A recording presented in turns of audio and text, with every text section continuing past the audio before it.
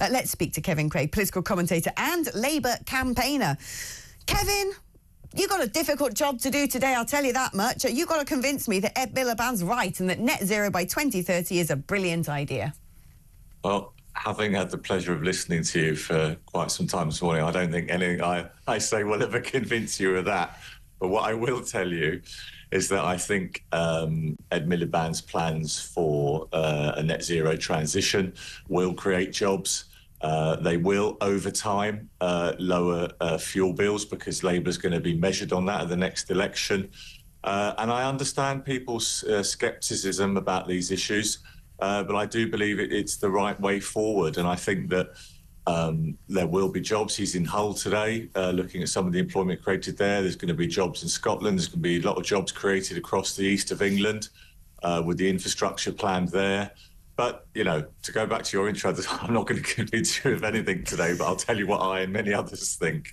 No, you never know. I can be persuaded. I'm an open-minded woman. Talk about the jobs in Scotland. The problem is there were loads of jobs in Scotland connected to all the beautiful black stuff in the North Sea, and those jobs are essentially being decimated because there are going to be no more licences for oil and gas. Even if we're going to take the premise that we need to get to net zero, even if we're going to say that has to be by 2030, which is basically about, you know, round the corner, isn't it? 5 years go like that in this day and age. Even if all of those things, I don't understand why we're trying to fight that battle with one arm tied behind our backs by actually cancelling all of the contracts for North Sea gas and oil, because I just kind of think, well, if we got it, we can export it rather than having to import it, which we still need to do, which puts money in the coffers to then pay for this stuff. I don't see why we have to be so radical.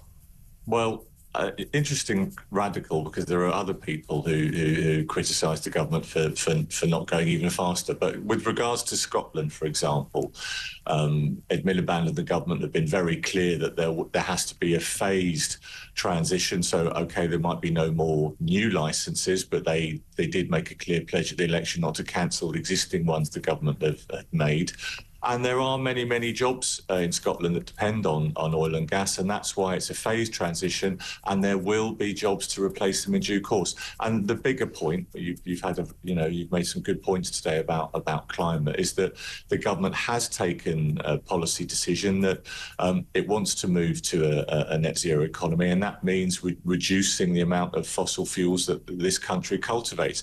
Now, I think sometimes people in politics ignore some common sense points, which you're very good at bringing forward, which are, well, what's the point of doing any of this if there's a new president in the United States and he's very committed to, what's his phrase that Trump, drill, baby, drill. Drill, baby, drill, yeah, all of that.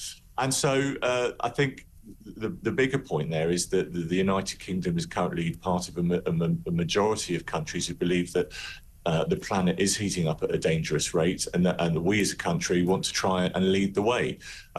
So, look, it's a very contested space, this, and ultimately, if people do not notice cheaper bills in their lives come the next election, Labour will be walloped for it, and I think Ed Miliband and the government understand that.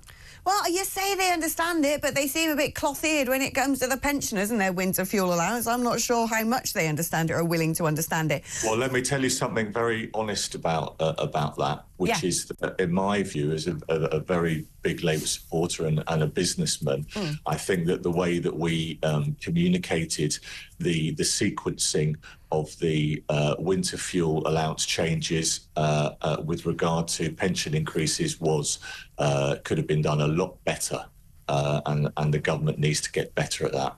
You can say that again. I mean, all that doomstering around the budget before we even got to the budget. Everyone's scared witless about investing in Britain. And frankly, when the budget came, they had every reason to be. Well, on this scared witless point, I mean, to be fair to him, the Prime Minister recently and the Chancellor convened an investment summit in London, and billions of pounds of money came in from across the world. And there is more.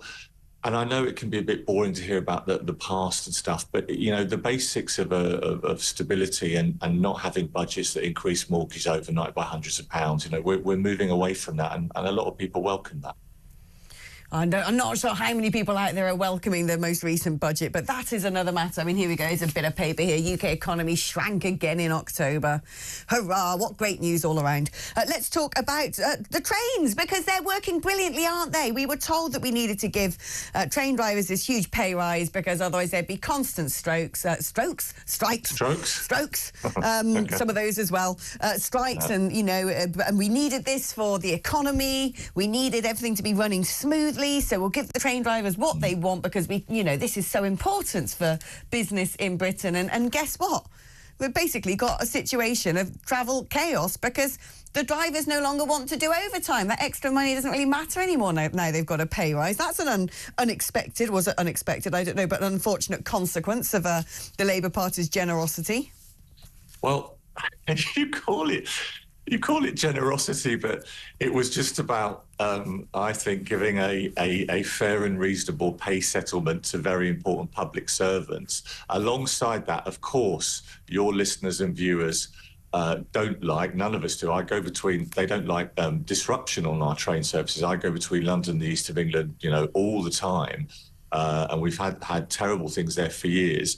What today's story comes from is a comment, I think, in the Houses of Parliament by the government's rail minister, saying that officials and ministers are looking at likely disruption over Christmas because the service has for too long relied on overtime.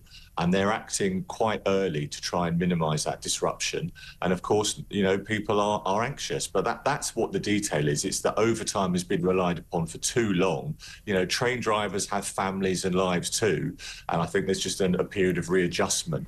Long term, the railways have been ownership of the operating codes have been taken back into public ownership, and I hope very much that's going to deliver better standards. Let's talk about that, because I think this is quite a fascinating thing. I'm kind of for it, if I'm honest with you.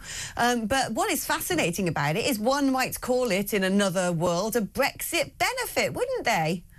Would they? Yes, because if we're still in the EU, we'd come under the Rail Services Directive. Yeah. We don't, and so we can actually renationalise now. We couldn't have done that in the EU under competition regulation. Okay, I'm not sure I totally agree with your analysis. You may have that more accurately captured than I do. I sat in that Parliament. I know me onions on this one. Okay, but I think, look, the railways, I think people of all political persuasions agree our railways have been in a mess for a long time, and we are at the start of a process to sort that out. And look, as a general thing, I would just say that whilst I'm a business person and a twice Labour candidate, I do have a lot of family and friends with different politics, Tories, Reform, Lib Dem, whatever. And I think that the government I would say to people, it is very early days. This is early into a new parliament, and not everything is going to be fixed overnight. And that's just something I think is important. I know. I just think, how much more damage can they do? They've only been around for about 4 months, and they've managed to wreck the economy, and trains are rubbish. People are in prison for tweets. I mean, what's it going to do next? Well, I'm obviously going to dispute with you that Labour have wrecked the economy, and I don't want to have to remind everybody again of what we inherited. And I'm a businessman. I believe in capitalism, job creation, wealth creation, profits.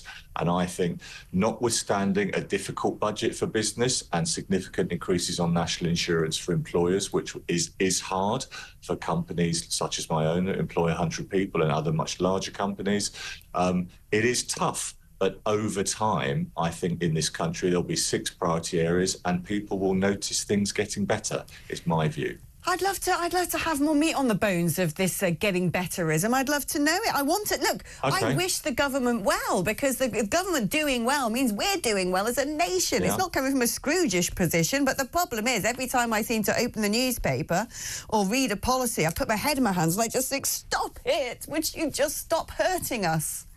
Well, I don't think, to be fair, the government wants to hurt anyone. It's just had a budget which has given record settlements, for example, to things like the NHS, alongside a health secretary who's really committed, I think, to undertaking possibly some quite controversial reforms in order to get value for money. on crime and immigration. These are areas that actually, one of my passions in politics is how is the white working class doing in this country? Right. And it's the white working class that suffers from when we don't have a grip on immigration and when we don't build the new houses that we need. Right. So these are priorities for the government. They're part of the 6 areas. And they will be, in my view, because, for example, we've got a government that is full of more normal people than we ever have before. Nobody that went to private school, honestly. So they're normal. They live our lives. I'm actually in a state of shock that you could suggest that the Labour government were normal people. Yeah, they are. I mean, they're just like you, actually. A lot of them are very hard-working, and they want this country to work for more people fairly. I've never heard anything so outlandish that I'm like people in the Labour government. My gosh. It really is Friday the 13th. All sorts of hocus-pocus going on today. Kevin, you've been a delight to talk to. Thank you ever so much. Nice to speak to you. And, let's catch up again. So I'm like people normal.